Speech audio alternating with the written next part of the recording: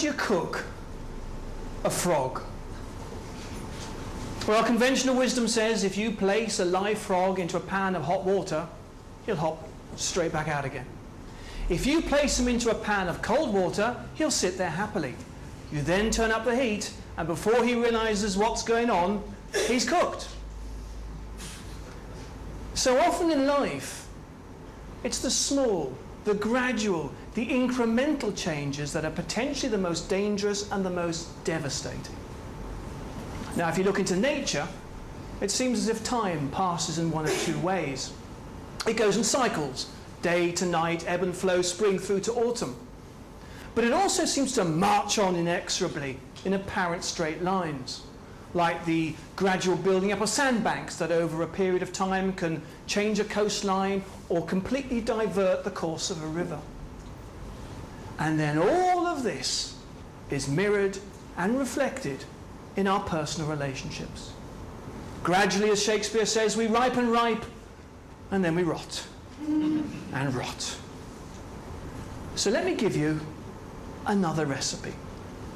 Take two people, join together in some sort of ceremony, add a couple of jobs, a few kids, and an assortment of interesting relatives, and allow to simmer for a long time.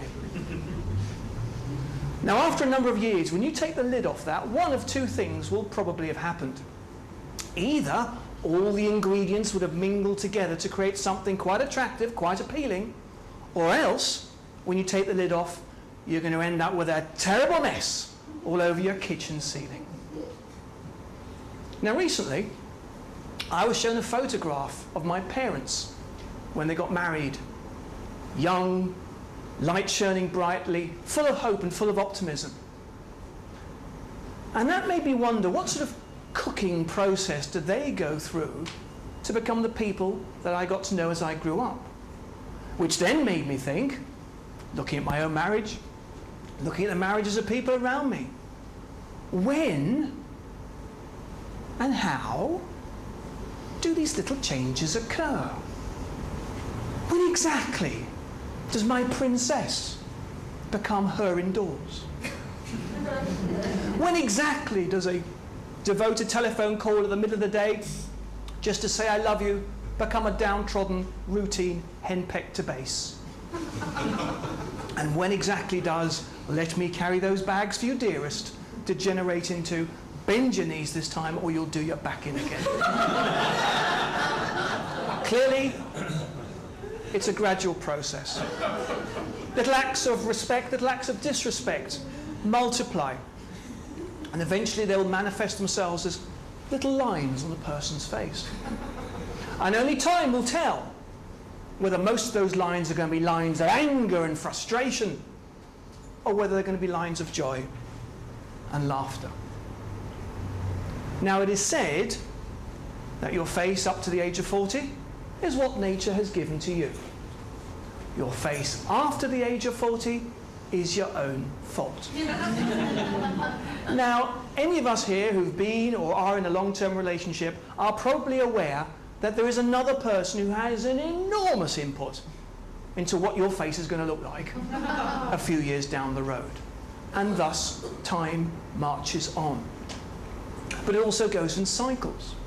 Once again, for us long-termers, sometimes it's not so much cycles as a sense of simply going round and round in circles. I mean, how can it be that there are times, it doesn't matter what the conversation was, what you intended to say, within a few moments you're both spiraling down the same black hole towards mutual destruction and unresolved blame? Have you ever been witness to a conversation which on the surface seemed fairly straightforward, and yet you knew there was a volcanic subtext? It's like on the outside, it's another bright sunny day on the slopes of Mount St. Helens, but inside you know the magma chambers are filling up fast. And you know that this has been a path that's been trodden many, many times, and each time it gets trodden again, another little line starts to form. Communication, particularly in close relationships, is a minefield.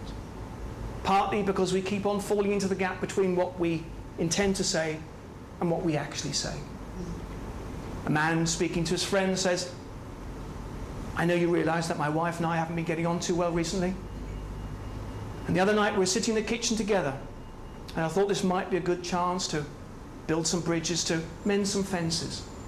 And so I leant across the table, I took both her hands and both of my hands, I looked into her eyes, and what I intended to say, what I wanted to say, was, darling, I love you. But somehow it came out as, you cow, you've ruined my life.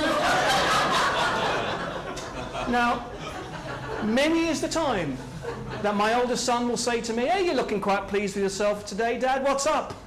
And I'll say, look at me. Another day through the minefield, no limbs blown off. So how do we avoid these little explosions, these dangerous little interchanges that put all these lines on our and our partners' faces? Well, two ways mainly. Firstly, and I think this is a clue mainly to the men in the room, firstly, try to remember where the mines were last time. And secondly, maybe more cunningly, is to try to put yourself into the mind of the mine layer. Now, as any Red Indian tracker will tell you, in order to be able to track your enemy, you need to learn to think like your enemy. I'm not trying to suggest that my wife's my enemy. It just seems like that to her sometimes. After all, we are part of the same team. But then again, I suppose Gordon Brown and Tony Blair were also part of the same team. But as the saying goes, a successful relationship is when two people come together and spend their lives trying to complete each other rather than trying to finish each other off. Now, as I look at this photograph of my parents, I find myself wondering, how much of their daily interchange tended to draw them together? How much tended to drive them apart? Which, of course, then made me think, after our faces have cooked for another few years, and our children find a photograph of us, what will they notice? You see, I know I'm putting lines onto her face, and she's definitely putting lines onto mine. But the only question, ladies and gentlemen, the only question is, will they be here, or will they be here?